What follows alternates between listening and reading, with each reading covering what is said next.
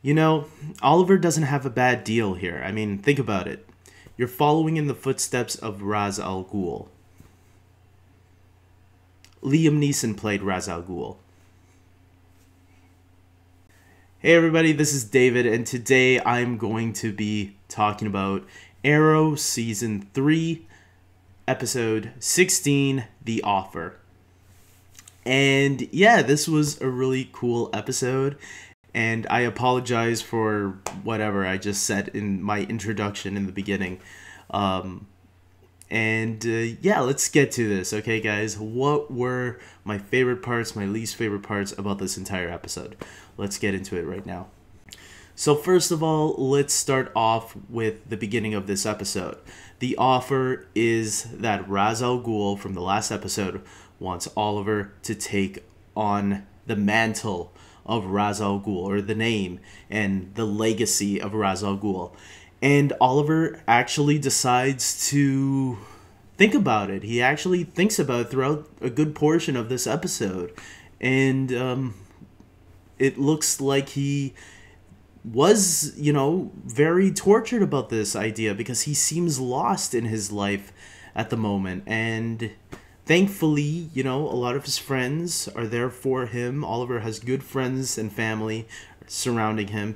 And Felicity gives him a heart-to-heart talk, which I really like that scene. I really like that scene between Felicity and Oliver because I think Felicity has kind of been pushing Oliver away, which is what he notices too. Like, they're very distant from each other ever since he got back. And I think Oliver really needed that heart-to-heart talk. And obviously he's going to have to accept that Felicity is in love with someone else now. So, and I'm glad Felicity reminded him, hey, remember, that's your fault. And because it's true, it is Oliver's fault that she went to Ray, because he told her, look, a relationship between us is never going to work. So maybe we should move on and whatever.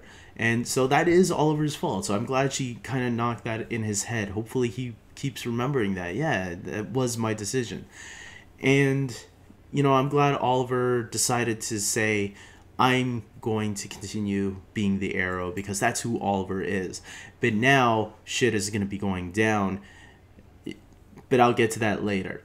We also got Nysa al Ghul in this episode, where I thought, what is she going to do to Thea? After Thea was telling her that, yeah, I killed Sarah, was Nysa gonna kill Thea right there? But no, she didn't. She, thankfully the writers are smart and they're like, come on, Nysa's not that arrogant. She's not gonna kill Thea because she knows that Merlin was the man pulling the strings. And yeah, I'm glad they didn't go through with that, even though she was pissed off at her father for not killing Merlin. Clearly she has other agendas there, because now it looks like she's going to be taking Laurel under her wing. That's going to be interesting because we know that Laurel sucks at fighting, which I'm glad Oliver, I love that little moment between the two of them, Oliver and Black Canary, or Laurel, when they were out and she sucks at fighting, and he says, you need more training. And Laurel goes, how many more times are you going to keep telling me that? And Oliver says, until you don't need training. I thought that was funny. I laughed out loud at that line. I thought it was delivered really well. In the beginning too, when Laurel and Roy start fighting Nysa, I thought that was really cool. And like, Laurel just gets her ass handed to him. The writers are smart because I think they know that a lot of people haven't warmed up to this idea that Laurel is Black Canary. So they're showing people, look, we get it. We know her type of character shouldn't be in this suit. We know she shouldn't be this character, really, and we're gonna agree with you on that, and we're gonna have her get thrown around in a couple of episodes here and there. And now at the end of the episode we see her forming an alliance with Nysa, and that could actually be useful because Sarah was trained by the League of Assassins. And I will buy if they do this for not just one episode. It has to at least be the remaining season, I think, for me to accept Laurel as a badass fighter for next year. They have to let Laurel train with Nysa for the rest of the season. And we have about maybe 7 episodes left. So yeah, let's see what they do there with Laurel now. I'm curious to see, because they're proving to, they're knocking I realize they're knocking us on the head that, look, we know she sucks at fighting, and they've been pointing that out to us, I noticed, from this episode and last episode. So let's give them a chance there. We also have Thea, and she obviously is having suicidal thoughts going around. She wanted to be killed by Nysa, so clearly I was right from last week that, yeah, suicide is on her mind, because she can't handle Sarah's death and everything that's being thrown to her. I mean, she is a young woman, so for someone that age, I guess, in her early 20s, to kind of being thrown into this position and finding out that she murdered someone that she was friends with, even though I don't really remember too many scenes where Thea and Sarah had, moments, but whatever, okay.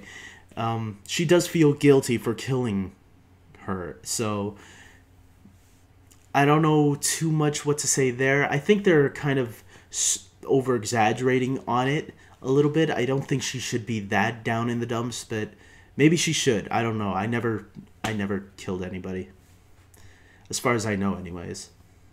And then we have Lance, and he's telling the Arrow off. He's finally fed up with the Arrow. He's like, you didn't tell me about my daughter. So we are they kind of have a little, breaking up moment. And Oliver, that is also what's weighing in on Oliver in the episode. It's not just the Felicity stuff, but it's now the Lance stuff too. It's thrown at him. And clearly there's a ripple now that Roz is going to use for his advantage. And with Lance, I feel he might be a little over-exaggerating too. And I really like that moment where Laurel went to the police station to talk to him, to kind of maybe see if there's a crack in forgiveness. And maybe there was something there, even at the end there, after Oliver saved Lance. I think Lance kind of gave the impression that maybe there's hope in forgiveness. But I have a feeling after seeing the preview for next week, things are about to get even worse. Speaking of worse, we see at the very end, the very last tease, that Ra's al Ghul is in the Arrow suit, and he is killing some people in Starling City.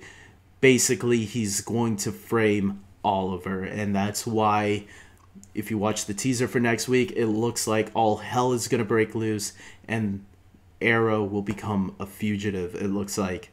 And so things are going to get really good from here, I think. Final judgment of this episode. What am I going to say? I'm going to give this episode an 8 out of 10. I really enjoyed it. I thought it was solid. A solid episode. It wasn't great. It wasn't, but I did find it, there's not really too much to complain, I'm going to admit.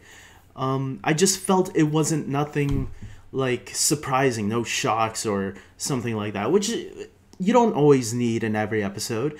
And for that, it was a solid episode. I think there was nothing really wrong with it, but it wasn't a grand episode. So I think the episodes to come are really going to give us those excitement moments, So I'm really looking forward to the remaining 7 episodes I think there is left. So yeah, I can't wait, guys. And I think next week really looks fun and exciting. So we got the Suicide Squad back next week. So let's hope for a great episode. I can't wait. Take care, guys.